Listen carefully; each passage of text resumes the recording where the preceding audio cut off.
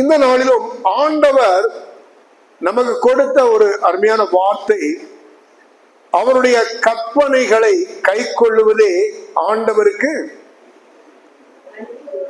அன்பு கூறுவதாம். ஆண்டவர் மேல வைத்த ஆண்டவருக்கு நாம் அன்பு கூறுகிறோம். நாம் என்னை நேசிக்கிறாயா என்று பேதுருவை பார்த்து கேட்கிறாரு. அவன் சொல்றான், ஆமா ஆண்டவரே, நான் நேசிக்கிறேன். திரும்பவும் கேட்கிறாரு, ஆமா. மூணாவது முறையும் கேட்கிறாரு, நான் நேசிக்கிறேன் என்பதை நீர் அறிவீர். ஏன்னா இன்னைக்கு ஆண்டவர் இந்த உலகத்திலே படைத்த படைப்பாகிய நம்மை ஆண்டு சொல்றாரு, அவர் அதிகமாக நேசிக்கிறார். எப்படி? இன்னைக்கு உலகத்துல மனிதர்கள் நம்மை உண்மையாய் நேசிக்கிறார்களோ இல்லையோ, ஆனால் ஆண்டவர் நம்மை அதிகமாக நேசிக்கிறார், அதிகமாக நேசிக்கிறார். எடுத்தவர்கள் வாசியுங்கள்.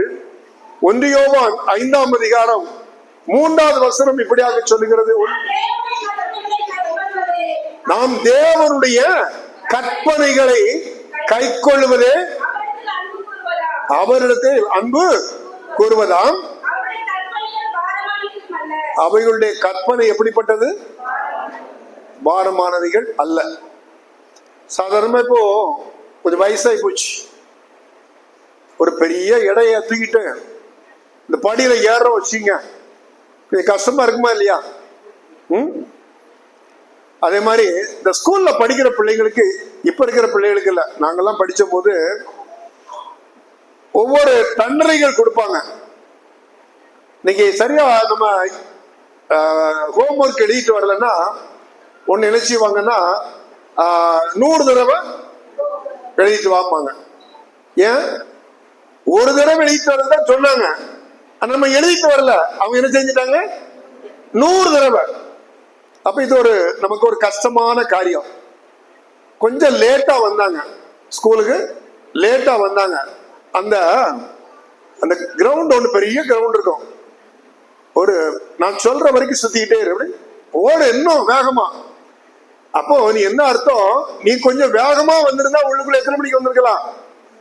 உள்ள வந்திருக்கலாம் இல்லையா? அப்போ ஒவ்வொரு காரியத்திற்கும் அன்னைக்கு தண்டனை கொடுத்தாங்கன்னு காரணத்தோட தான் பண்ணாங்க. என்ன காரணத்தோட பண்ணாங்க?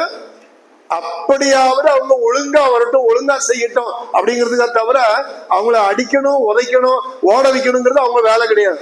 ஒரு சாதாரண ஒரு டீச்சர் ஒரு பிள்ளைகளுக்கு ஒரு டிசிப்ளின் கொண்டு வந்து சரியாக கொண்டு வரணும்னு நினைக்கிற ஒரு மனிதன் இன்னொரு மனிதனை அவர்கள் எப்படி இந்த உலகத்துக்கு நல்ல பிள்ளைகளாக வரணும்னு நினைக்கிறாங்களோ, அதை விட பெரிய தேவன் நம்முடைய தேவன்.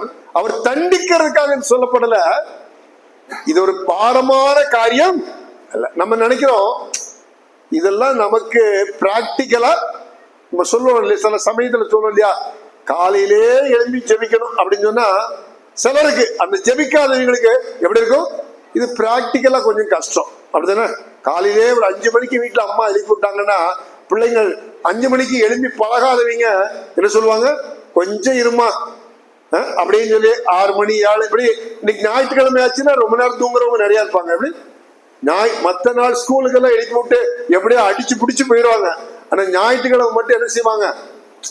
ஞாயிற்றுக்கிழமை தானே, ஸ்கூலுக்கு போனாதான் அவசரம், சர்ச்சுக்கு போகணும்னா மெதுவா வந்துக்கலாம் அப்படிங்கிறது இன்னைக்கு உலகத்தில் இருக்கக்கூடிய ஒரு எண்ணங்கள். எதுக்காக சொல்லணும்னா, இன்னைக்கு ஆண்டவர் கொடுக்கிற கற்பனைகள் அது பாரமானவைகள் அல்ல. அது எப்படிப்பட்டது? அப்ப பாரமானவைகள் அல்லன்னா இட் இஸ் பாசிபிள், இது செய்ய முடியும். இந்த வார்த்தைகளை ஆண்டவர் கொடுத்தது ஒரு சாதாரண ஒரு மனிதன் அல்ல, கொடுத்தது இந்த வார்த்தைகளை நமக்கு கொடுத்தவர் யாரல்ல? ஒரு மனிதன் அல்ல. அப்ப அவர் யாரு? சர்வ வல்லமை படைத்த தேவன். யாரு? நமக்கு கொடுத்தவர் சர்வ வல்லமை படைத்த தேவன். நம்முடைய தேவன் எப்படிப்பட்டவர்? அவர் ஆதியும் அந்தமுமானவர். அப்படின்னா என்ன? அல்பாவும் ஒமேகாவுமா இருக்கிறார். அவர் அழியாதவர். எப்படி அழியாதவர்?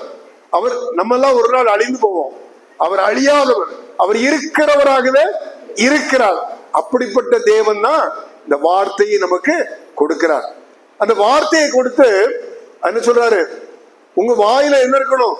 இந்த வார்த்தை தான் இருக்கணும். என்ன இருக்கணும்? எந்த வார்த்தை? தேவனுடைய வார்த்தை. அதுதான் சொல்றாரு நீதிமொழிகள் 18ஆம் அதிகாரத்துல 21வது வசனம் இப்படி சொல்லுகிறது, மரணமும் ஜீவனும் நாவின் அதிகாரத்தில் இருக்கிறது, அதில் பிரியப்படுகிறவர்கள் அதன் கனியை புசிப்பார்கள். அப்போ நாவுல இருதயத்துல நிறைவுதான் வாய் பேசு. இருதயத்துக்குள்ள எது இருக்குதோ, இன்னைக்கு ஒரு 2 பேர் நண்பர்கள் இருக்கிறார்கள். இந்த நண்பர்கள் நல்லா இருப்பாங்க, ஆனா 2 பேருக்கும் ஒரு சின்ன பிரச்சனை. சில சமயத்துல மாமியார் மருமகளும் ரொம்ப அன்பா இருப்பாங்க, ஒன்னும் பிரச்சனையே இருக்காது. மாமியார் சொன்னா மருமக கேட்டுக்குவா, மருமக சொன்னா மாமியார் கேட்டுக்குவாங்க. ஆனா 2 பேருக்கும் ஒரு பிரச்சனை வந்துச்சுன்னா, எனக்கு தெரியும் உங்களை பத்தி, உங்க வெட்ட வெளிச்சு எனக்கு தெரியும், நாம இதை சொல்லட்டுமா அதை சொல்லட்டுமான்னு சொல்லிட்டு அப்பதான் அவங்க எல்லாம் இருக்கிறது எல்லாவற்றையும் சொல்ல ஆரம்பிப்பாங்க. எப்பன்னா இருதயத்துக்குள்ள வச்சிருந்தாங்க, இதுவரைக்கும் சொல்லல. எப்ப சொன்னாங்க? அந்த பிரச்சனை வரும்பொழுது, சூழ்நிலை வரும்பொழுது, அந்த குடும்பத்துல ஒரு பெரிய போராட்டம் வரும்பொழுது அந்த இருதயத்துக்குள்ள இருக்கிறது வாய் பேசுது. அப்போ அதுக்கு என்ன இருக்குது? மரணமும் இருக்குது, ஜீவன் இருக்குது. அப்போ எது ஜீவன் உள்ளது? வசனம். வசனத்துக்கு என்ன உண்டு? ஜீவன் உண்டு. அந்த ஜீவன் உள்ள இருந்ததுன்னா அது எதை பேசும்? எதை பத்தி பேசும்? வாயில வார்த்தைகள் என்ன வார்த்தைகளை பேசும்? மரணத்துக்குரிய காரியங்களை பேசாது, அது ஜீவ வார்த்தைகள் மட்டும்தான் பேசும். அப்போ அந்த அதிகாரம் ஆண்டவர் நமக்கு கொடுத்திருக்காரு. என்ன கொடுத்திருக்காரு? நீ 2ஐயும் கொடுத்திருக்கிற. அதனால சொல்றாரு, நீ எப்போ உன் வாயில வந்து கிறிஸ்துவுக்குள்ள இருக்கிறேன்னு சொல்லிட்டு நீ தவறா பேசுறியோ அதுவும் பலிக்கும், அது அப்படியே நடக்கும். ஏன் நடக்கும்? நீ ஒரு தவறான ஒரு காரியத்தை, அதான் சொல்றாங்க, வாயை வச்சுட்டு சும்மா இரு. என்ன வாயை வச்சுட்டு சும்மா இருந்தா நீ சொன்னது நடந்துருப்பா, நடக்கும். ஏன் நடக்கும்னா ஆண்டவர் அதுக்கு ஒரு அதிகாரம் கொடுத்திருக்காரு. என்ன கொடுத்திருக்காரா? பைபிள் என்ன சொல்லுது? அதுக்கு ஒரு அதிகாரம் கொடுத்திருக்காரு, மரணமும் ஜீவனும். அப்ப என்ன? நீங்க சொல்ற வார்த்தைகளை வச்சுதான் ஆண்டு சொல்றாரு, உன் வசனத்தை வச்சு ஜெபம் பண்ணு. எப்படி? ஏன்? அந்த வசனத்துக்கு ஜீவன் இருக்குது. அந்த வசனத்தை படி ஜெபிக்கும் பொழுது கர்த்தர் அந்த ஜெபத்துக்கு பதில் கொடுக்கிறாரு. ஏன்னா ஒவ்வொரு வசனத்திற்கும் அர்த்தம் இருக்குது. என்ன இருக்குது? அர்த்தம் இல்லாத வசனத்துக்கு அர்த்தம் இல்லாம எல்லாம் கிடையாது. ஒவ்வொன்றுக்கும் அர்த்தத்தோட தான் கர்த்தர் ஒண்ணு கொடுத்துருக்காரு. அப்ப அந்த அர்த்தத்தை வச்சு ஜெபம் பண்ணும் பொழுது கர்த்தர் அங்க இருந்து பதில் கொடுக்கிறாரு. அப்போ இந்த உலகமானது எனக்கு அது வேணும், இது வேணும், அது வேணும் கேட்கற தப்பு கிடையாது. ஆனா அதையே திங்க் பண்ணிட்டு இது கிடைக்கணும்னு என்ன செஞ்சிடறாங்க? நீங்க படிப்புல நம்ம மெடிக்கல் தான் போகணும்னு நினைச்சு உட்கார்ந்து படிச்சுட்டே இருப்பாங்க. எப்படி? மெடிக்கல் தான் போகணும்னு சொல்லி படிச்சுட்டே இருப்பாங்க. பெற்றோர்களுக்கும் சில பேருக்கு உற்சாகமா இருக்கும். ரொம்ப தப்பு கிடையாது, எது கிடையாது.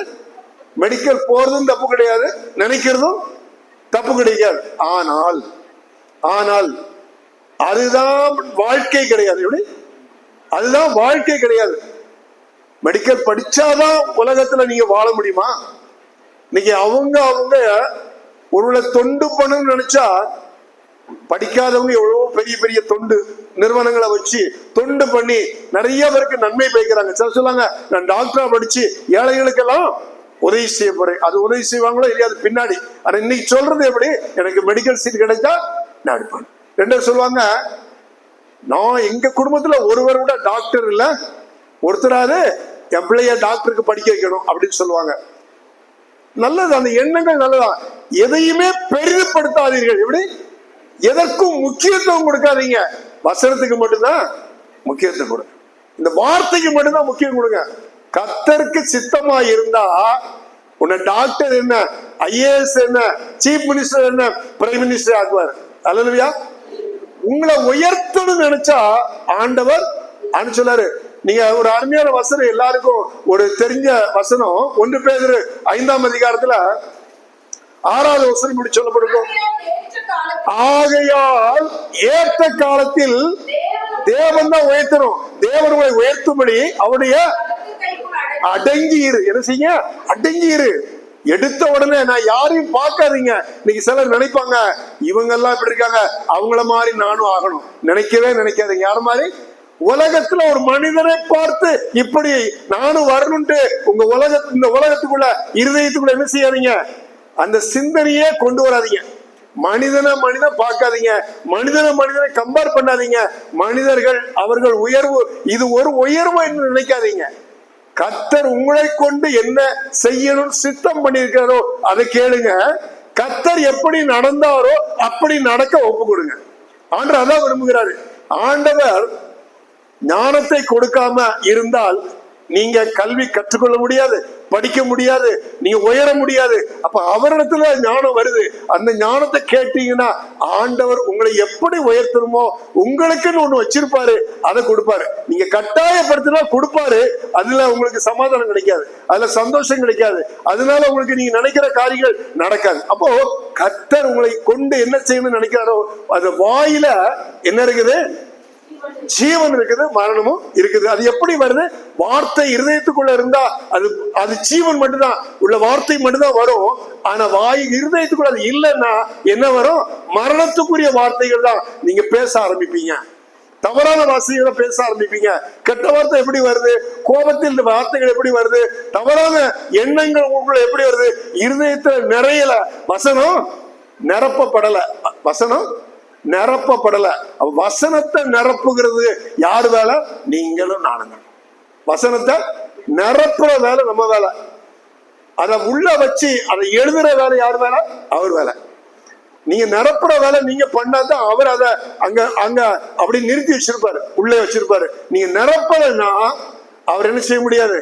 அவர் எழுத முடியாது. அவர் எழுதணும்னா அந்த வசனத்தை உள்ள கொண்டு போனத அப்படி நிறுத்தி இருதயத்துக்குள்ள அப்படி பதிக்கணும்னா நம்ம நிரப்பணும். நம்ம அதுதான் பாத்தீங்கன்னா எரேமியா 15ஆம் அதிகாரம், எரேமியா 15:16 சொல்லுகிறது. எரேமியா 15:16. உங்க வார்த்தை எனக்கு இங்க பாருங்க கிடைச்சிச்சு. என்ன கிடைச்சிச்சு? பைபிள் கொடுத்துட்டாரு. இது கிடைத்த உடனே ஒரு நியூ டெஸ்டமென்ட் ஒரு நேத்த ஒரு வாரத்துக்கு முன்னாடி ஒரு குடும்பத்துல ஒரு சகோதரி கிட்ட நானும் மனைவியும் கொடுத்தோம்.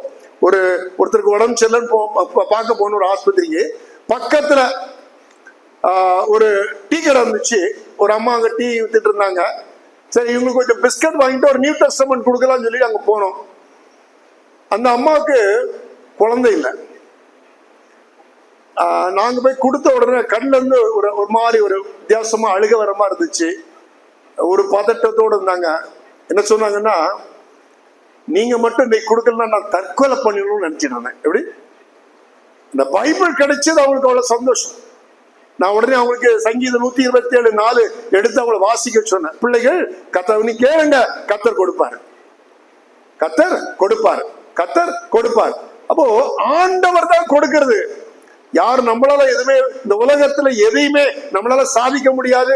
ஒண்ணு கொண்டு வந்ததும் கிடையாது, கொண்டு போவதும் கிடையாது. எல்லாமே பரத்திலிருந்து வந்தால் ஒழிய, பரத்திலிருந்து ஆசீர்வாதம் வந்தால் ஒழிய நமக்கு ஒண்ணுமே பெற்றுக்கொள்ள முடியாது. சரி, அப்போ இங்க ஆண்டவர் சொல்லுகிறாரு, வாசிங்க.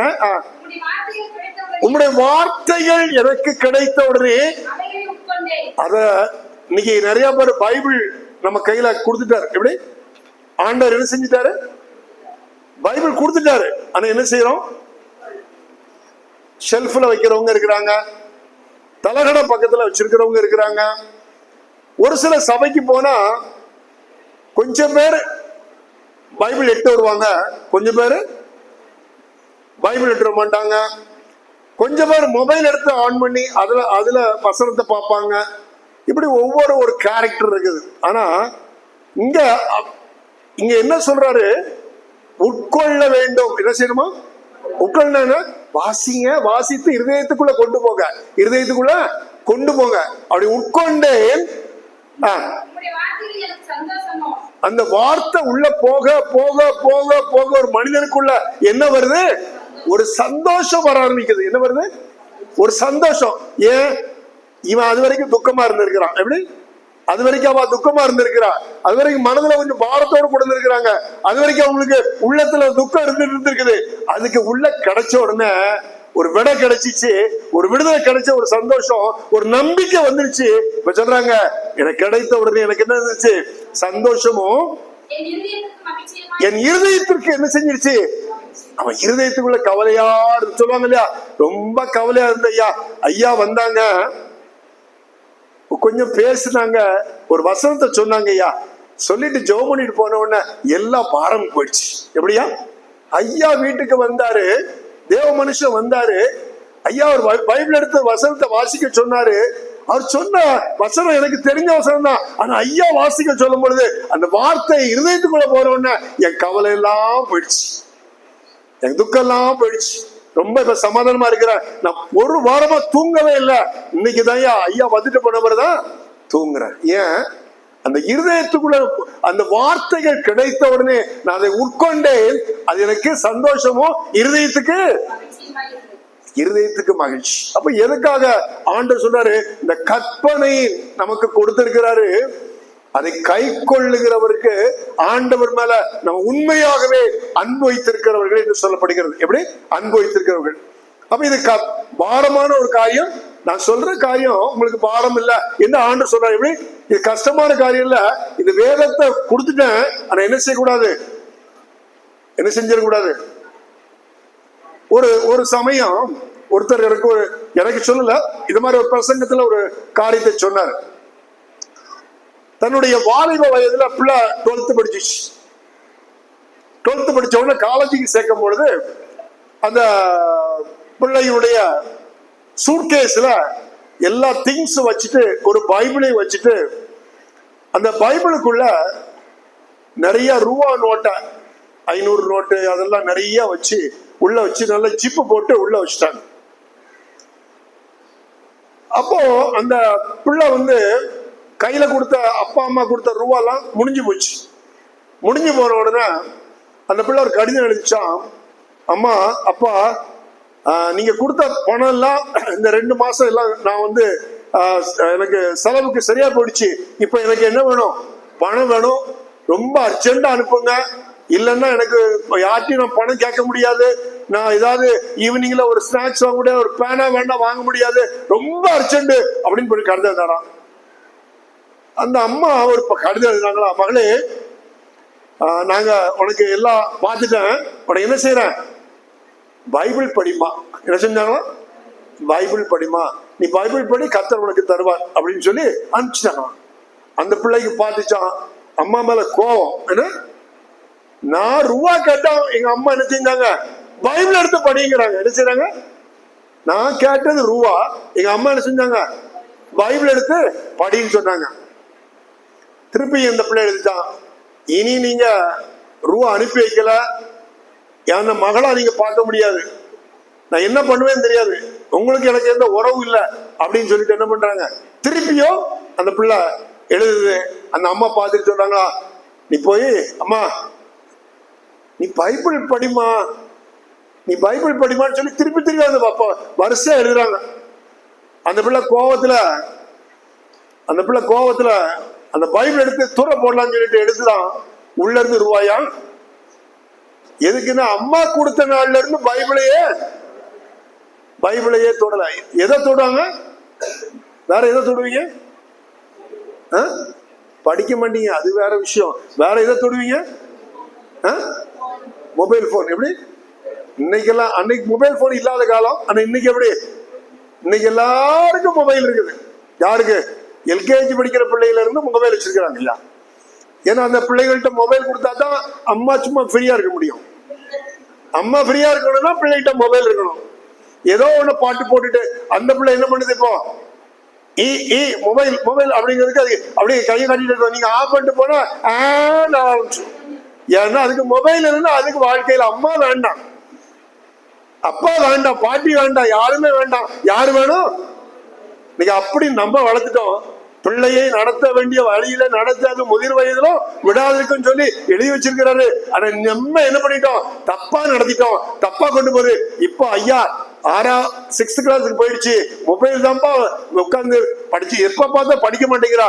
ஐயா கொஞ்சம் ஜெபம் பண்ணுங்க. எங்க பண்ணது தப்பு நீங்க, இப்ப ஐயா என்ன செய்யணுமா? ஜெபம் பண்ணணுமா? ஒழுங்கா நடத்துங்க. இங்க ஐயா ஜெபம் பண்ணுவாங்க, ஆனா இதுக்கெல்லாம் ஜெபம் பண்ண மாட்டாங்க. எதுக்கு? உங்க பிள்ளைய நீங்க கெடுத்து வளர்த்து விட்டு ஐயா போய் நீங்க பைபிளை கொடுத்து வசனத்தை கொடுத்து இருதயத்துக்குள்ள கொண்டு போயிருந்தீங்கன்னா உங்க பிள்ளை எந்த வழி மாறியும் போகாது. நீங்க செய்ய வேண்டியதை செய்யுங்க. என்ன? ஆண்டவர் செய்ய வேண்டியதை செய்வார். சரி, இப்போ ஒரு சில காரியங்களை வேகமாக பார்க்க போறோம்.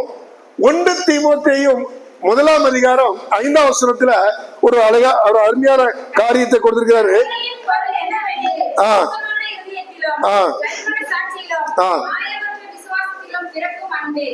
இந்த அன்பு எப்படி வருதான்? கற்பனையின் பொருள் என்ன? முதல்ல சுத்தமான. அப்ப சுத்தமான இருதயம் எப்படி வரும்? எங்க இருந்து வருது? இந்த வேத வசனத்திலிருந்து வருது. எல்லாமே எங்க இருந்து வருது? ஒரு மனிதன் சுத்தப்படுத்தப்பட வேண்டும் என்றால், ஒரு மனுஷன் சுத்தப்படுத்தப்பட வேண்டும் என்றால் எங்கிருந்து சுத்தப்படுத்த முடியும்? ஒரு வசனத்தை வாசிங்க. யோவான் 17:17 வாசிங்க. யோவான் 17:17 வாசிங்க.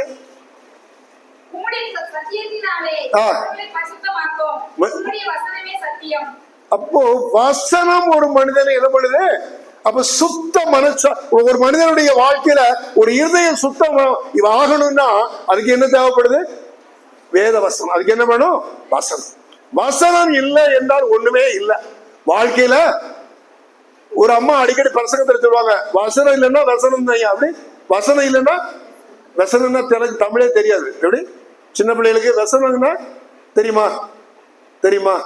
வசனம் இல்லைன்னா வசனம் அப்படின்னா என்ன? வேதனைகள், கண்ணீர், உங்களுக்கு கவலை, துக்கம் ஏன் வருது? உங்க வீட்டுல, உங்க குடும்பத்துல உங்களுக்குள்ள என்ன இல்ல? என்ன இல்ல? வசனம் இல்ல. அப்ப இங்க என்ன சொல்லுது? வசனம் இருந்தால் நீங்க என்ன பண்றீங்களா? சுத்தமான இருதயம் அப்படின்னா என்ன? நீங்க இருதயத்துக்குள்ள முதல்ல சொன்னோம், இருதயத்திற்குள்ளதும் மகா கேடு உள்ளது. எப்படிப்பட்டது? மகா கேடு உள்ளது. அங்கிருந்து புறப்பட்டுதான் கொலை வருது. அங்கிருந்து புறப்பட்டுதான் இன்னைக்கு தவறான உறவு வருது. அங்கிருந்து புறப்பட்டுதான் இந்த பிள்ளைகளுக்கு, வாலிப பிள்ளைங்க, ஸ்கூலுக்கு போற பிள்ளைகளை தவறாக நடத்துக்கிறாங்க. எல்லாமே என்ன நடக்குது? அந்த இருதயத்துக்குள்ள இருக்குது. அந்த இருதயத்துக்குள்ள வசனம் இருந்தா யோசேப்பை போல அம்மா அப்பா எப்படிப்பட்டவங்க? கிறிஸ்துக்குள்ள வழக்கு ஆபிரகாம் சந்ததி. அந்த ஆபிரகாமோட என்ன இருந்ததுன்னா ஆண்டோட வசனம் இருந்தது. வாசிங்க ஆதியாகமம் 26ஆம் அதிகாரம் 4ஆம் வசனத்துல வாசிக்கும் பொழுது, ஆதியாகமம் 26:4, ஆபிரகாம் எப்படிப்பட்டவரோ? என் சொல்லுக்கு, யார் சொல்லுக்கு?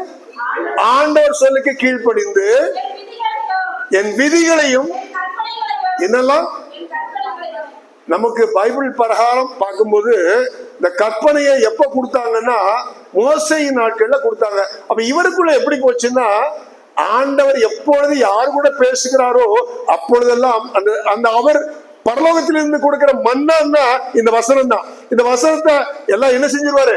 கொடுத்துருவாரு. யாரு கொடுத்திருப்பாரு? ஆதாமுக்கு கொடுத்தாரு, நோவாவுக்கு கொடுத்தாரு, இப்ப யாருக்கு கொடுத்தாரு? ஆமா, எல்லாருக்கும் கொடுக்கிறாரு. அந்த லிங்குன்னு சொல்லுவோம். லிங்குன்னா என்ன? ஒரு செயின் இருக்குதுன்னா ஒரு செயின்ல வந்து லிங்கா இருக்கும். அந்த லிங்க் கட் ஆயிடுச்சுன்னா அதோட செயின் முடிஞ்சு போச்சு. அப்படின்னா என்ன? இப்போ நீங்க உங்களுக்கு சத்தியத்தை நல்லா உங்களுக்கு விதைச்சு ஐயா நல்லா கொடுத்து நல்லா ஆண்டவருக்குள்ள வந்துட்டீங்க. நீங்க அந்த விதைய, உங்களுக்குள்ள இருக்கிற வார்த்தையின் விதைய பிள்ளைகளுக்கு கொண்டு போய் கொடுத்தா அந்த லிங்க் தொடரும். அந்த பிள்ளைகளுக்கு கல்யாணம் முடிஞ்சு அதுகளுக்கு பிள்ளை வரும்பொழுது அது பிள்ளைகளுக்கு கொடுத்தா அது அப்படியே தொடரும். இது அப்படியே போயிட்டே இருக்கணும் லிங்க். ஆனா எங்க ஒண்ணு கட்டாதோ, எங்க வசனங்கள் உள்ள போகாம அது லிங்க் கட்டாதோ, அதுக்கப்புறம் அந்த பிள்ளைகள் போக்கு சரியா இருக்காது, அந்த பிள்ளைகள் வழி சரியா இருக்காது, அந்த பிள்ளைகள் நடத்த சரியா இருக்காது. அதோட குடும்பத்துல என்ன நடந்துச்சு பாத்தீங்களா? ஒருத்தர் ரட்சிக்கப்பட்டிருப்பாரு, ஆனா அவங்க பிள்ளைகள் சரியில்லாம இருப்பாங்க. கிறிஸ்தவ வாழ்க்கை என்பது அந்த மனிதனோட முடிஞ்சு போயிடும். நிறைய வாழ்க்கையில் எப்படி ஒரு மனிதன் ரட்சிக்கப்பட்டிருப்பாரு, அவங்க பிள்ளைகள் ரட்சிக்கப்பட்டிருக்காது. ஆனா அவங்க பிள்ளைகள் ரட்சிக்கப்படாததுனால இதுக்கப்புறம் அந்த தலைமுறை எப்படி இருக்காது? ரட்சிப்பு கூட நடத்தப்படல. அதோட அவங்களுடைய வாழ்க்கை, கிறிஸ்தவ வாழ்க்கை முடிஞ்சிச்சு. என்ன செஞ்சுவாங்க? என்ன நடந்துச்சு? அந்த பிள்ளை வேற ஒரு பையனை கல்யாணம் முடிச்சிச்சு. அந்த பையன் வந்து கிறிஸ்தவம் கிடையாது. இப்போ அவங்களுக்குள்ள கிறிஸ்தவ வாழ்க்கை கிடையாது. வேற கும்பிட போயிட்டாங்க, வேற வழியில போயிட்டாங்க.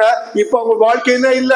கிறிஸ்துவுக்கும் அவங்களுக்கும் சம்பந்தம் இல்லை. அதோட லிங்க் இப்படித்தான் நோவாவின் நாட்களிலும் அடுத்த தலைமுறைகளுக்கு கொடுக்கப்பட்ட இந்த கற்பனைகள், நியாயங்கள், நியாய பிரமாணங்கள் போகாதனால அந்த வார்த்தைகள் நின்று போயிடுச்சு.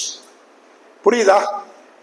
அதாவது இப்ப ஆதாமுக்குள்ள இருக்கிற வார்த்தைகள் யாருக்குள்ள போகல? மகன்கிட்ட போகல, ஒரு பையன்கிட்ட போயிடுச்சு. யார்கிட்ட போயிடுச்சு? ஆபேல்கிட்ட போயிடுச்சு. யார்கிட்ட போகல?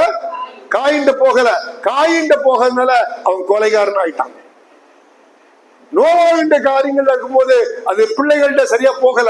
அதனால அதுக்கப்புறம் தலைமுறைகள் எல்லாம் கிறிஸ்துவுக்கு விரோதமாய் கிறிஸ்து பாவம், அந்த மனிதர்கள் எல்லாம் பாவம் செஞ்சல இயேசு இந்த உலகத்தில் வர வேண்டியதாச்சு. வர்றதற்கு அவர் யாரை பயன்படுத்தினாரு? ஆபிரகாம். ஆபிரகாமின் சந்ததியை பயன்படுத்தினார். இஸ்ரவேல் தேசத்தை உருவாக்கி அந்த தேசத்துக்குள் வருவதற்காக அவர் ஆயத்தப்படுத்துகிறார். எனக்குன்னு ஒரு தேசம் எனக்கு வேணும், நான் அங்கதான் வரப்போறேன், நான் அங்கதான் அந்த ஜனங்களை இதுக்கென்று ஆயத்தப்படுத்த போறேன்னு சொல்லி அதுக்கென்று தேசத்தை ஆயத்தப்படுத்துகிறார். இப்போ அவர் ஒன்னொன்னா அவருடைய திட்டங்கள் விசேஷமா பாத்தீங்கன்னா ஒன்னொன்னு ரொம்ப பயங்கரமா இருக்கும். அப்படின்னா அதே மாதிரிதான் இன்னைக்கு இருக்கிற நம்ம எல்லாம் இஸ்ரவேல் குடும்பங்கள் நாம் என்ன செய்யக்கூடாது? நீங்க மட்டும் நல்லா இருந்தா பத்தாது, உங்க பிள்ளைகள் நல்லா இருக்குன்னு நினைக்காதீங்க. வசனத்துக்குள்ளாக நடத்துகிறதுல உண்மையா இருங்க. இங்க என்ன வசனம்? இந்த ஆபிரகாமின் பத்தி என்ன சொல்லப்படுறாங்க? ஈசாக்கு சொல்றாரு, இந்த தேவன் சொல்றாரு, வாசிங்க, திருப்பி வாசிங்க.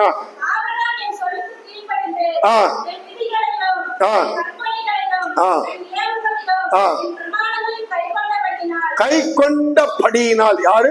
ஆபிரகாம் கை கொண்டது. இப்ப ஈசாக்கு தெரியுமா? தெரியாது. தெரியும், ஆனா வாழ்ந்துட்டு வர்றான். எப்படி? ஈசாக்கு வாழ்ந்துட்டு வர்ற ஒரு மனிதன். யாரு மாதிரி? அப்பாவுக்கு ஆண்டவர் என்ன சொன்னாரோ அப்படியே வாழ்ந்து கொண்டிருக்கிறான். ஆகவேதான் அவனை கர்த்தர் ஆசீர்வதிக்கிறார். என்ன செய்யறாரு? ஆசீர்வதிக்கிறார். வாசிங்க.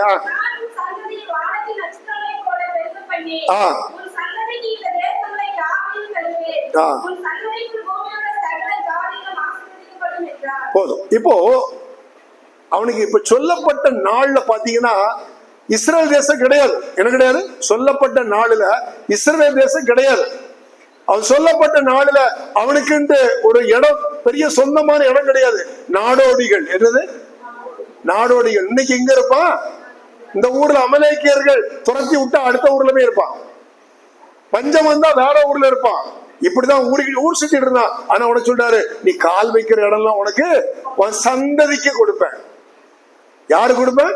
உன் சந்ததிக்கு கொடுப்பேன். அததான் பாத்தீங்கன்னா யாக்கோபுக்கு அப்புறம் யாக்கோபுடைய பெயரை இஸ்ரவேலா மாத்தி இஸ்ரவேலுடைய சந்ததி 12 பையங்கள் ஆண்டவர் கொடுத்து 12 கோத்திரங்கள் உருவாகி அதுல யோசேப்பை எகிப்துக்கு அனுப்பினது பின்பு இந்த மீதி உள்ள அத்தனை, அதாவது 11 பேர் பிளஸ் அப்பா, இவங்கெல்லாம் எங்க போறாங்க? அப்பா அம்மா எல்லாம் எங்க வர்றாங்க? எகிப்துக்கு வந்து எகிப்துல 400 வருஷம் ஆபிரகாம் மட்டும் சொல்லியிருந்தாரு, நீ 400 வருஷம் அங்க இருப்ப. ஏன்னா குஞ்சு பொரிக்கிற காலம் அப்படின்னு புரியுதா? அதாவது அங்க இருந்து 6 லட்சம் புருஷர்கள் ஒரு பெரிய திரள் கூட்டம் உருவாக்கப்படுவதற்காக அனுப்பப்பட்ட இடம் தான் எகிப்து. நம்ம நினைக்கிற மாதிரி அடிமையா இருந்து விடுதலை ஆகிறதுக்கு அது ஆண்டவர் பயன்படுத்தின ஆயுதங்கள். ஆனா அங்க ஜனப்பெருக்கம் வேற எங்க இருந்தா சிதறிப்பாங்க பாருங்க. யாக்கோபும் ஏசாவும் 2 பேர் அண்ணன் தம்பி 2 பேர் இருக்கிறாங்க. ஈசாக்குடைய பிள்ளைங்க. ஆனா என்ன பண்ணிட்டாங்க? 2 பேருக்குள்ள ஒற்றுமை இல்ல. இவன் வேற திசைக்கு போயிட்டான், வேற பிள்ளைகளை கல்யாணம் முடிச்சுட்டு இவன் மட்டும்தான் தனியா இருக்கிறான். இப்ப ஆண்டவர் அவனை விட்டுட்டார், பிரிச்சுட்டார். போயிட்டு நீ போடா டாடா, நீ யாரு இருக்கோ? யாக்கோபு மட்டும் இருந்தா போதும். யாக்கோபை கூட்டிட்டு போய் அவனை ஆயத்தப்படுத்துகிறாரு. எதுக்கு? 12 பேரை கோத்திரங்கள் உருவாக்கப்படுவதற்காக அந்த ஊருக்கு அனுப்புறாரு. தன்னுடைய சொந்த மாமனார் வீட்டுக்கு அனுப்புறாரு, லாபான் வீட்டுக்கு அனுப்புறாரு. அங்க உருவாக்கப்பட்ட அங்கதான் அங்க இருந்து இந்த எகிப்துக்கு போய் இந்த 6 லட்சம் புருஷர்களை உருவாக்கப்பட வேண்டும். அவருடைய மனைவிமார்கள், அவருடைய பிள்ளைகள், கிட்டத்தட்ட 30-40 லட்சம் பேர் அங்க உருவாக்குறாரு 400 வருஷத்துல. அதுக்கப்புறம் வந்தாதான் இந்த தேசமாக உருவாக்கி அங்க இருக்கிறவங்க எல்லாம், அங்க இருக்கக்கூடிய எபேசியர், மீதியானியர் எல்லாத்தையும் அனுப்பி விட்டுட்டு கானானியர்லாம் அனுப்பிச்சுட்டு அது முழுசா ஆக்குபை பண்ணி ஒரு தேசமாக உருவாக்கப்படுகிறது. இன்னைக்கு சொல்றாரு, நீ கற்பனைகள்லாம் உங்க தகப்பனார் கை கொண்டபடியினால நான் இந்த தேசத்தை உனக்கு எப்போ கொடுக்கல, இன்னும் 500 வருஷம் ஆகும் கொடுக்க போறதுக்கு. ஆனா இப்பவே சொல்லிட்டாரு, நான் உனக்கு யார்கிட்ட? ஆபிரகாம் சொன்னாரு, ஈசா கிட்ட அதை சொன்னாரு. அப்படி ஈசா கிட்ட சொல்றாரு, உங்க அப்பா நான் இந்த வார்த்தையெல்லாம் கொடுத்தேன், கற்பனைகள், கட்டளைகள், நியாயப்பிரமாணங்கள்லாம். அவன் உண்மையா கை கொண்டு கீழ்ப்படிந்தபடியினால். அப்ப இவங்க எல்லாம் கீழ்ப்படிந்துட்டே வர்றாங்க. ஆனாலும் இடையிடையே தவறு பண்றாங்க. அவங்களுக்குள்ள கானானுக்குள்ள போற ஆசீர்வாதம் இல்ல. கானானுக்குள்ள போற ஆசீர்வாதம் இல்ல. இப்போ இந்த கற்பனையின் பொருளை பத்தி பார்த்துட்டு இருந்தோம். எப்படி? கற்பனையின் பொருள் என்ன? சுத்த இருதயம். முதல்ல என்ன வேணும்? அது எங்க இருந்து கிடைக்குது? ஆண்டவர் வசனத்தின் மூலமாக நம்மளை சுத்த இருதயத்தை கொடுக்கிறார். அதான் தாவீது சொல்கிறாரு, சங்கீதம் 51:10, சங்கீதம் 51:10 சொல்லப்படுகிறது. அப்ப இல்ல அவனுக்கு, அவன் தப்பு பண்ணிட்டான். அப்ப எப்ப சொல்றான்? அவன் பச்சை பால்ட்ட ஒரு தப்பு பண்ணிட்டான். என்ன பண்ணிட்டான்? ஒரு தப்பு பண்ணும்போது ஆண்டவர்கிட்ட மன்னிப்பு கேட்கிறான். மன்னிப்பு கேட்டுட்டு ஆண்டவர்கிட்ட அழுறான். ஆண்டவர்கிட்ட போய் அறிக்கை செய்யறான். ஆண்டவரே எனக்கு என்ன மாத்துங்கப்பான்னு சொல்லி கேட்கிறான். நீர் என்ன செய்ய? சுத்த இருதயம். ஒரு ஜெபம் பண்றான். ஆண்டவரே என்ன சுத்தமா தான் படைச்சீங்க, நான் தப்பா பண்ணிட்டேன், என்ன மன்னி. இப்போ எனக்கு வசனம் தெரிஞ்சா, வசனம் இருதயத்துக்குள்ள போனா, இந்த தாவீதை போல நம்ம தப்புக்குள்ள ஏதோ ஒரு விழுந்துட்டா திரும்பமாக எழும்பி நிற்கிறதுக்கு அவன் திரும்பி எழும்பிட்டான். கர்த்தரை திரும்பி எழும்பி பிரகாசிக்கிறதுக்கு ஒரு வழி கொடுத்தாரு. அதான் ஜெபம். அப்ப நாமளும் கூட உள்ள வசனம் இருந்து பிரச்சனைகள் ஒரு தெரியாம ஒரு காரியம் பண்ணிட்டா கூட திரும்பி ஜெபம் பண்ணி திரும்பியுமாக நம்ம என்ன பண்ணணும்? ஆண்டவருக்குள்ளாக வருவதற்கு இந்த ஜெபம் தேவைப்படுது. ஜெபம் எப்படி? வசனத்தின்படி நாம் உணர்த்தப்படுகிறோம். இல்லைன்னா உணர்த்தப்பட மாட்டோம். இன்னைக்கு வசனம் இல்லைன்னா அதுக்கு என்னப்பா இதெல்லாம் பெரிய தப்பா, அந்த அக்கா பண்ணிட்டாங்க, அந்த தங்கச்சி பண்ணிட்டாங்க, அந்த அண்ணன் பண்ணிட்டாங்க, நானும் அதே மாதிரி பண்றேன், இது ஒரு பெரிய தப்பா அப்படின்னு சொல்லிட்டு என்ன தப்பு பண்ணாலும் அந்த தப்புக்கு என்ன செய்வோம்? இது பரவாயில்ல, இது செஞ்சா என்ன? இவரு ஒரு லஞ்சம் வாங்குறான் ஒருத்தன், அந்த லஞ்சம் வாங்குற சொல்றான், அந்த கிறிஸ்தவன் வாங்குறான், இந்த கிறிஸ்தவன் வாங்குறான், நான் வாங்கினா என்ன? அவங்க வீட்டுல ஒரு பிள்ளை ஓடி போயிடுச்சு, இந்த பிள்ளை ஒரு மாதிரி தப்பா கேரக்டர் சொல்லிட்டு இருக்கிறாங்க, அந்த பிள்ளை ஓடி போயிடுச்சு, என் பிள்ளை பரவாயில்ல ஓடாது, ஆனா இந்த இதெல்லாம் ஒரு தப்பு இல்லப்பா, இந்த காலம் இதெல்லாம் சர்வசாதாரணம். இப்படி சொல்லி நமக்குள்ள அந்த தப்ப சரின்னு சொல்ற அளவுக்கு வந்துட்டோம். ஏன்னா வசனம் நமக்குள்ள இல்ல. வசனம் நமக்குள்ள இல்ல. வசனம் நமக்குள்ள இருந்தா இருதயத்தை எப்படி வச்சிருப்போம்? பரிசுத்தமா வச்சிருப்போம். இருதயத்தை பரிசுத்தமா வச்சிருப்போம். இன்னொரு வசனம் கூட வாசிங்க, சங்கீதம் 19:8 வாசிங்க. சங்கீதம் 19:8.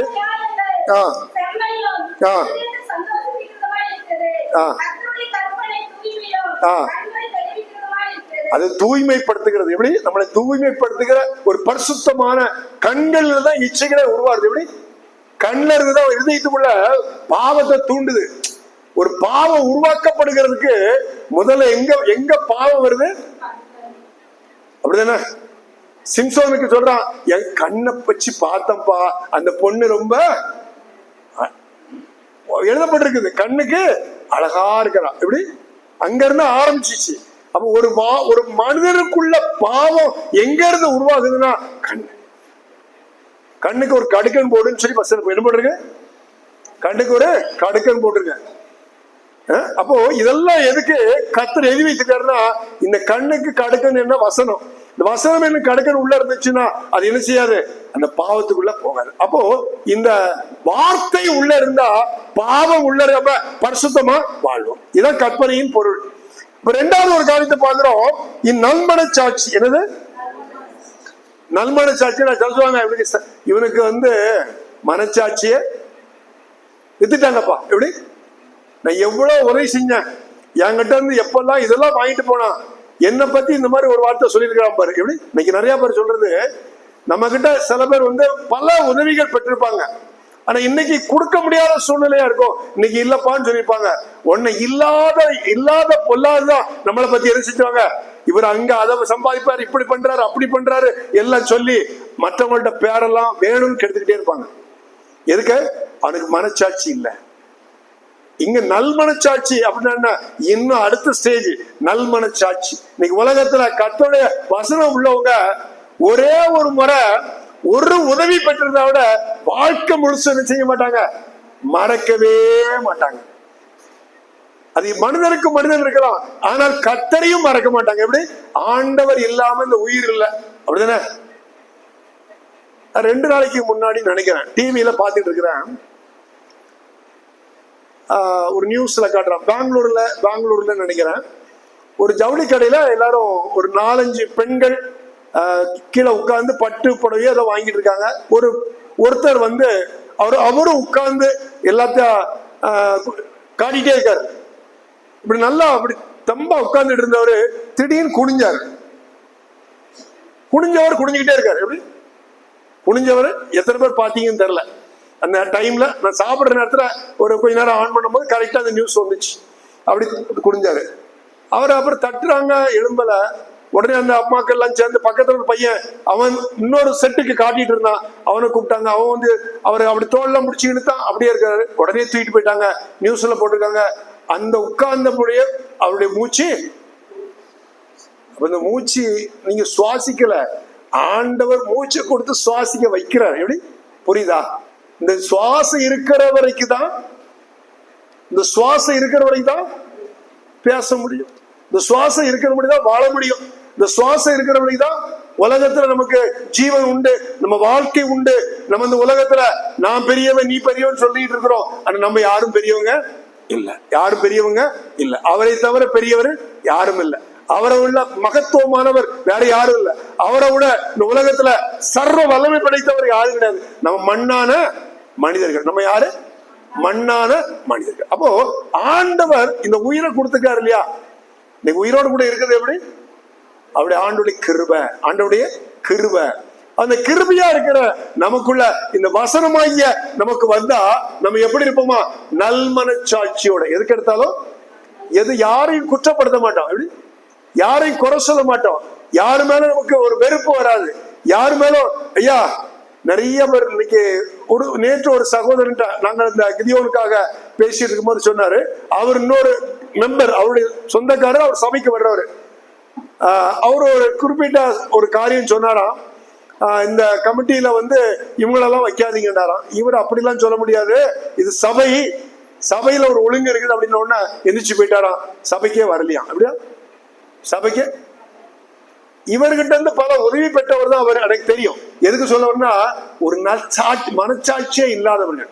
ஒரு சின்ன காரியத்துக்கு கோபப்படுறோம், சின்ன காரியத்துக்கு இன்னைக்கு நம்ம ஏதாவது இஷ்டத்துக்கு பேசிடுவோம். அப்ப நமக்குள்ள என்ன இல்ல, ஆண்டவர் சொல்றாரு, நல்மன சாட்சியோட இருக்கிறவர்களாக இருக்கிறதா கற்பனையை இருதயத்துக்குள்ள வைத்து அது பொருள் உள்ளதாய் நீங்கள் ஏற்றுக்கொண்டு நீங்கள் வாழ்வீர்கள் என்று சொன்னால், நீங்கள் நல்மன சாட்சியோடு கூட வாழ்வதற்காகத்தான் இந்த சத்தியத்தை உங்களுக்கு கொடுக்கிற கற்பனையை நீங்க என்ன செய்யணும்?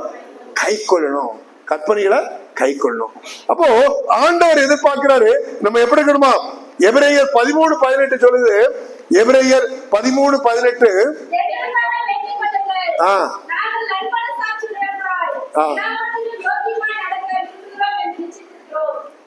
எப்படி வாழணும்னு நினைக்கிறாங்களா? நல்மனச்சாட்சியோட யோக்கியமா. அது நண்பர்கள்னா நமக்கு உள்ள மனசாட்சி இருந்துன்னா பாவமே வராது. எப்படி? ஒரு பாவ எண்ணமே வராது, பாவ சிந்தனையே வராது, பணத்து மேல ஆசை, ஒரு பண பெருமை அல்லது எதுவுமே இருக்காது. எதுவுமே அவங்களுக்குள்ள இருக்காது.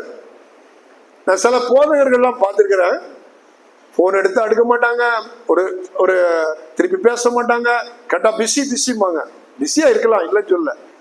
ஆனா ஐயா கிட்ட ஒரு குணம் உண்டு, எப்ப எடுத்தாலும் அடிச்சாலும் எடுப்பாங்க. எதுக்காக பெருமையா சொல்ல, அவங்களுக்குள்ள ஒரு தாழ்மையை நான் பாக்குறேன், ஒரு தாழ்மையை பாக்குறேன். ஏன்னா கடவுள் கூட இருக்கிறாரு, கடவுளுடைய வழிநடத்தல்படி அவர்கள் உண்மையா இருக்கிறாங்க, அவர்களோட அந்த உண்மைத்தன்மை இருக்குது. அப்போ நமக்குள்ள என்ன வேணும்? நல்மனச்சாட்சி. அது யாருக்குள்ள இருந்தது? பவுலுக்குள்ள இருந்தது. தேவ பிள்ளைகளுக்குள்ள இருக்கணும். நமக்குள்ள எப்ப வரும்? தேவனுடைய வசனங்கள் இருக்கும் பொழுது. இன்னொரு மாயமற்ற என்னமா விசுவாசம். என்னமா? மாயமற்ற. அப்போ இந்த மாயமற்ற விசுவாசம் 2 தீமோத்தேயும் 1 அதிகாரம் 4 வாசிங்க.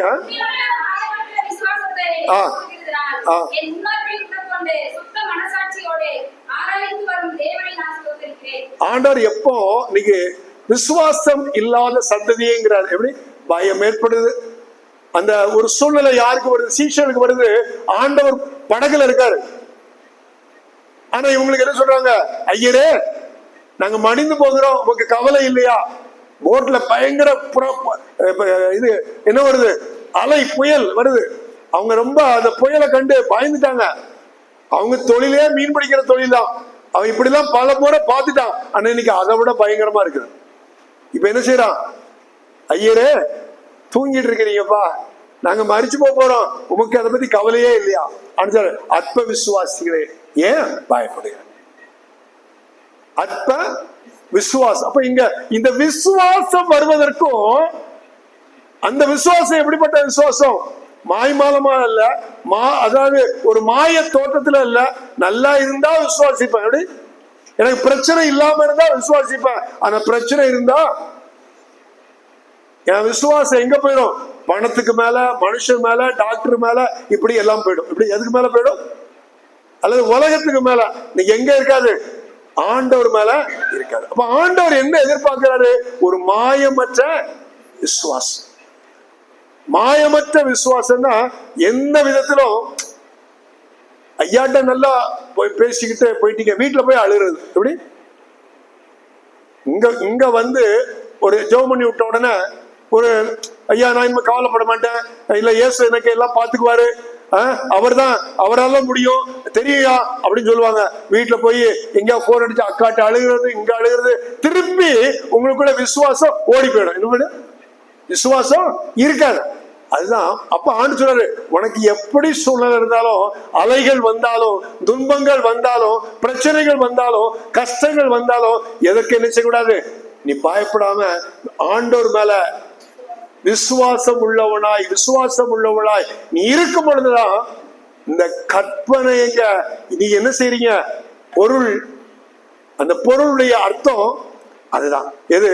நீங்க முதல்ல சுத்த, அப்ப 3 காரியத்தை ஆண்டவர் சொல்றாரு. என்ன காரியம் சொல்றாரு? சுத்தமான இருதயம், நல்மன சாட்சி, மாயமற்ற விசுவாசம். அப்ப இந்த பொருள் அடங்கிய இந்த வார்த்தைகளை நமக்கு கொடுத்த காரணம் என்ன? இன்னைக்கு யாருக்குள்ள என்ன இல்லை? இந்த 3 இல்லாம போயிடுச்சு. போயிட்டுதான் பிரச்சனை வீட்டுக்குள்ள. எங்க வீட்டுக்காரர் லேட்டா வர்றாரு. சிலர் சொல்லுவாங்க இல்லையா, எங்க வீட்டுக்காரர் எங்க போயிட்டு வர்றாருன்னு தெரியல, சம்பாதிக்கிறாரு, ரூபாய் சில கொடுக்க மாட்டேங்கிறாரு. ஒவ்வொருத்தரும் ஒரு சந்தேக மனப்பான்மைகள் உள்ள வீட்டுக்குள்ள இருக்குது. மகா படிக்க மாட்டேங்கிறா, அங்க போய் ரூம் பூட்டிக்கிறா, உள்ள போய் பூட்டிக்கிறா. மொபைல் எடுத்துட்டு போனா போயிருப்பாளோ, இதா பார்த்து யாருக்கா பேசிட்டு இருப்பாளோ, இது சந்தேகம். எதுக்கு? உங்களுக்கு உங்க பிள்ளை மேல நம்பிக்கை இல்லை. எல்லாருக்குள்ளும் ஒரு ஒரு அவிசுவாசத்தோடு கூட தான் வாழ்க்கையில வாழ்ந்துட்டு இருக்கோம். அப்ப ஆண்டவர் சொல்றாரு, நீங்க ரொம்ப நல்லதுதான், ஆனா நீங்க என்ன செய்யணும்? என் கற்பனைய நீங்க என்ன செய்யணும்? நேசிக்கணும். எப்படி? கற்பனை கொடுத்துட்டேன். இது சும்மா இல்ல. 40 நாள் மோசே உபவாசம் பண்ணி, எத்தனை நாள் என்ன சாப்பிட்டாரு? என்ன சாப்பிட்டுருப்பாரு சொல்லுங்க? டீ சாப்பிட்டுருப்பாரா? பழ ஜூஸ் சாப்பிட்டுருப்பாரா? நைட்டு கொஞ்சம் ஏதாவது ஆகாரம் குடிச்சிருப்பாரா? தண்ணி குடிக்கல. என்ன சொல்லப்பட்டிருக்குது? அந்த உபவாசம் எப்படிப்பட்ட உபவாசம்? தண்ணி குடிக்கல. உள்ள தூங்கி கூட மாட்டாரு. ஆண்டவர்கிட்ட போயாச்சுன்னு தூங்க முடியாது. ஆண்டவர்கிட்ட போய் அங்க உட்கார்ந்து இருந்தாரு, என்ன செய்ய முடியாது? தூங்க முடியாது, படுக்க முடியாது. இன்னும் சொல்ல போனா முழங்காலே நிற்க வச்சிருப்பாரு. எப்படி? ஏன்னா கத்திரத்துல வரும்பொழுது அவ்வளவு தாழ்மை இருக்கணும். அல்லது அப்படியே பிளாட்டா அப்படியே அவர்கிட்ட சாஸ்தாங்கமா இருக்கணும். அவர்கிட்ட நம்ம அவ்வளவு பவ்யமா இருக்கணும். ஏன்னா அவரை பார்த்த உடனே அந்த பயங்கரம் வந்துடும். அப்படி இருந்து ஆண்டவர் கொடுத்த வார்த்தைகள் தான் இது. சாதாரணமா ஏதோ ஒரு புஸ்தகத்துல இருக்கக்கூடிய பிசிக்ஸோ, கெமிஸ்ட்ரியோ, மேத்ஸோ, சோசியல் சயின்ஸோ கிடையாது. என்ன கிடையாது? இது என்னது? தேவன் அருளிய வார்த்தைகள். அதுதான் ஆண்டவர் சொல்றாரு. ஏசாயா 48ஆம் அதிகாரத்துல, ஏசாயா 48ஆம் அதிகாரத்துல 17, 18 வாசிங்க. ஏசாயா 48ஆம் அதிகாரம் 17. யார் சொல்ற? யார் சொல்ற? அடிக்கடி ஆண்டவர் நம்மளை பார்த்து சொல்றாரு, எப்படி ஞாபகப்படுத்துறாரு, என்ன இங்க பாப்பா ஒன்று சொல்லணும் கேட்டுக்கோ அப்படி சொல்லிட்டு சொல்லுங்க. யாரு? நான் வாழ்ற வாழ்க்கைக்கு எது பிரயோஜனமோ அதை மட்டும்தான் உனக்கு சொல்லுவேன். எப்படி? எதை சொல்லுவேன்? எது பிரயோஜனமோ அதை தான் சொல்லுவேன். உனக்கு பிரயோஜனம் இல்லாததெல்லாம் சொல்லிக்கிட்டு இருக்க மாட்டேன். எனக்கு நேரம் இல்லை. எப்படி? எனக்கு நேரம் இல்ல, பிரயோஜனமானதான் சொல்லுவேன். அது கொஞ்சம் வாசிங்க. நீ எப்படி நடக்கணும் இந்த உலகத்துல, நீ எப்படி நடக்கணும்? எப்படி? இன்னைக்கு எல்லாருடைய நடக்கை ஒரே மாதிரி இருக்குதா? உங்க திருச்சபை எவ்வளோ நல்லா இருக்குது அப்படி சொல்ல வரேன்னா, திருச்சபைக்கு போனா ஒருத்தர் தான் உட்கார்ந்துருப்பாங்க, பாஸ்டர் உட்கார்ந்துருப்பாங்க, யாராவது ஒருத்தர் உட்கார்ந்துருப்பாங்க, ஜோ பண்ணிட்டே இருப்பாங்க. இங்கெல்லாம் கொஞ்சம் நிறைஞ்சிடுறீங்க. அப்படி நிறைஞ்சிடுறீங்க. எதுக்கு சொல்ல வரேன்னா, இந்த இது மட்டும் இல்ல, வசனத்தின்படி ஒவ்வொரு காரியமும் நான் உலகத்தில் வாழ்கிற வாழ்க்கை பரிசுத்தமா வாழ்றது, கண்களின் நிச்சயம் இருக்கக்கூடாது, மாம்சத்தின் நிச்சயம் இருக்கக்கூடாது, ஜீவனத்தின் பெருமை இருக்கக்கூடாது, கோபம், எரிச்சல், பிரிவினைகள், மன்னிக்காத ஒரு தன்மைகள், இன்னைக்கு பலவிதமான விபச்சார எண்ணங்கள், இன்னைக்கு அநேக இடங்களில அநேக கிறிஸ்தவர்கள் விழுந்து கிடக்கிற ஒரு காரியங்கள் விபச்சாரம். எங்க? விபச்சாரம். விபச்சாரம். நீ பேப்பர்ல பார்த்தா திருட்டுக்கு பார்த்தா சாலமோன் வருது. ஒருத்தர ஒரு பெண்ணு தப்பு பண்ணிட்டாங்க போட்டா நெல்சன் வருது. பேரை பார்த்தவொடனே ஷாக்கா இருக்கும். அப்படி நான் கிறிஸ்தவ பேரே வரக்கூடாதுன்னு நினைப்பேன். எதுக்கெல்லாம் தப்பு பண்றதுக்கெல்லாம் நினைச்சிட்டே இருப்பேன், கிறிஸ்தவ பேரே வரக்கூடாது.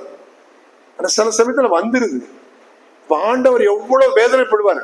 இந்த வசனத்தை இவ்வளவு கஷ்டப்பட்டு எழுதி கற்பனைகளை கொடுத்து விட்டு இன்னைக்கு அதை சபையை கொடுத்துட்டு அதெல்லாம் பைபிளை கையில கொடுத்துட்டு இன்னைக்கு அதன்படி நடவாதபடிக்கு அவன் உலக பிரகாரமான வழி விலகி போகும் பொழுது அவர் சொன்னாரு, வழி இதுவே, நீ இடது பக்கம் வலது பக்கம் சாயும் பொழுது வழி இதுவே என்று சொல்லி அந்த பரலோக வழியை காட்டுகிறதா என்னது இந்த வாசிங்க. வழின்னு சொல்லிட்டாரு.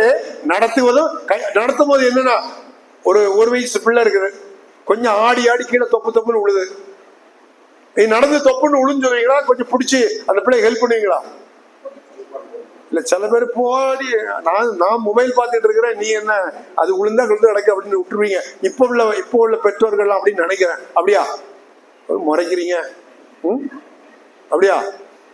இல்ல, எப்படி நம்மள கூட தடுமாற்றத்துல இருக்கிறோம். இந்த உலகமே ஒரு தடுமாறுகிற உலகம் தான். அப்படி இந்த உலகமே ஒரு தடுமாற்றம். ஏன்னா இந்த பக்கம் பிசாசு இழுக்கிறான், அந்த பக்கம் பிசாசு இழுக்கிறான், அந்த பக்கம் பிசாசு இழுக்கிறான். அவன் தடுமாற விடுறான். அவன் வஞ்சிக்கிறவன், விளத்தல்றவன். யாரு?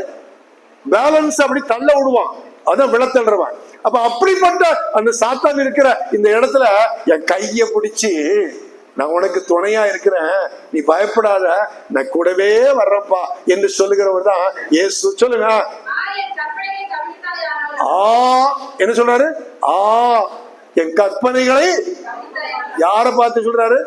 மண்ணுல இருந்து படைச்ச மனுஷனை பார்த்து சொல்றாரு. யார பார்த்து சொல்றாரு? சர்வ வல்லமை படைத்த தேவன், உலக அண்ட சராசரிகளை உருவாக்கின தேவன், இந்த மண்ணுக்குள்ள படைச்சு மண்ணுக்குள்ள வர்ற ஒரு மனுஷனை பார்த்து என் கற்பனைகளை கவனித்தாயானால் நல்லா நலமா இருக்குப்பா தம்பி தங்கச்சி, நீ என் கற்பனைய கவனித்தாயானால் நலமாயிருக்கும். அப்பதான் ஐயா உங்க வீட்டுக்குள்ள சமாதானம் வரும், அப்பதான் உங்க குடும்பத்துக்குள்ள சமாதானம் வரும், அப்பதான் அக்கம் பக்கத்துல சமாதானம் வரும். அப்ப வேலை பார்க்கிற இடத்துல எப்ப பார்த்தாலும் சண்டை. அந்த டீச்சர் இப்படி சொன்னாங்க, இந்த ஸ்கூல்ல போன அவங்க இப்படி சொன்னாங்க, இந்த வேலை பார்க்க போன அவங்க வீட்டுல இப்படி சொன்னாங்க. இதெல்லாம் சொல்ல மாட்டீங்க. உங்களுக்குள்ள வசனம் வந்துருச்சுன்னா இதெல்லாம் டோன்ட் கேர். கர்த்தர் பார்த்துக்குவார், உங்களுக்காக யுத்தம் பண்ணுவார், உங்களுக்காக வாதாடுவார், உங்களோடு கூட இருந்து அவர் செய்கிற காரியம் பயங்கரமா இருக்கு. வாசிங்க. நீ நீதி உள்ளவராய் வாழ்வார்கள், நீதி உள்ளவராய் வாழ்வீர்கள். உங்களிடத்துல பாவமே இருக்காது, உங்களுடைய அசுத்தமே இருக்காது, உங்க இஷ்டத்துக்கு வாழ மாட்டீங்க, வசனத்தின்படி வாழ்வீங்க. உங்க வீட்டுல ஒரு ஆசீர்வாதத்தை வச்சிருக்கிறேன், நீ பிள்ளை இல்லைன்னு வராது, உன் பிள்ளை இல்லைன்னு வராது. ஒரு பிள்ளை இல்ல, நான் நிறைய கொடுப்பேன்ப்பா, அந்த மாதிரி உன் வீட்டுல அப்படி சுத்திக்கிட்டே காலை சுத்திட்டே இருப்பாங்க. அப்படி உன்னை ஆசீர்வதிப்பேன். ஆமாயா, அணு. அப்போ அணுன்னா எண்ண முடியாது, எண்ணிக்கை கடங்காததாய் உன் வாழ்க்கையிலே உன் குடும்பத்தை கர்த்தர் வல்லமையாக ஆசீர்வாதமாய் சமாதானத்தோடு கூட வாழும்படி செய்வார். அப்படிப்பட்ட ஒரு கற்பனைய கை கொள்வது பாரம் அல்ல, கஷ்டம் அல்ல, நமக்கு முடியாத காரியம் அல்ல, ஒரு லேசா உள்ள காரியம். 40 நாள் உபவாசம் பண்ணி வாங்கின இந்த கற்பனைய கை கொள்வதுதான் தேவன் மேல வைத்திருக்கிற அன்பு. அதுல அதுக்கு நமக்குள்ள வந்துச்சுன்னா, இந்த கற்பனை நமக்குள்ள வந்துச்சுன்னா ஆண்டவர் சொல்றாரு, நீங்க என்ன செய்வீங்களா?